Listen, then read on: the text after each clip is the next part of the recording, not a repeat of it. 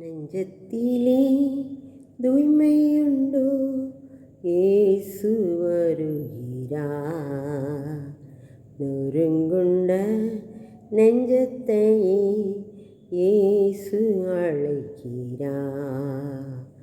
நெஞ்சத்திலே தூய்மையுண்டோ இயேசு வருகிறார்.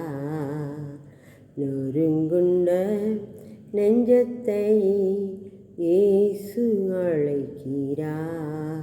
ரோமர் 2:29 உள்ளத்திலே யூதனானவனே யூதன், எழுத்தின்படி உண்டாகாமல் ஆவியின்படி இருதயத்தில் உண்டாகும் விருத்தசேதனமே விருத்தசேதனம். நம்ம கூட அந்த நாளில் என்ன பார்த்துட்ருக்கோன்னா, மன தெளிவுள்ளவனாக இரு அப்படின்னு சொல்லி நம்ம பார்த்துட்ருக்கோம்ல. அதில் உள்ளத்தில் யூதனானவனே யூதன், எழுத்தின்படி உண்டாகாமல் ஆவியின்படி இருதயத்தில் உண்டாகும் விருத்தசேதனமே விருத்தசேதனம். நம்ம உள்ளத்தில் எப்படிப்பட்டவர்களாக இருக்கிறோம்? உள்ளத்தில் யூதனானவனே யூதன்.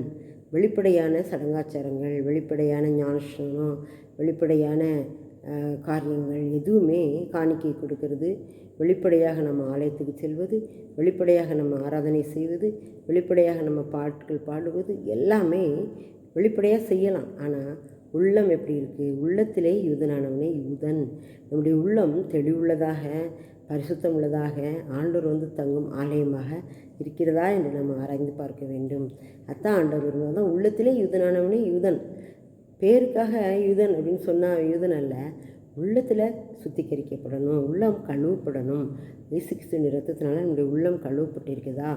பாத்திரத்தை டெய்லி நம்ம யூஸ் பண்ணுறோம்ல, அது டெய்லி கழுவி நம்ம என்ன பயன்படுத்துகிறோம்ல, அது மாதிரி நம்முடைய உள்ளத்தையும் தினமும் தூய்மை பண்ண வேண்டும்.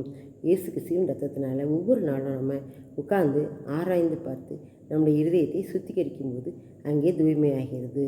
ஆமேன்.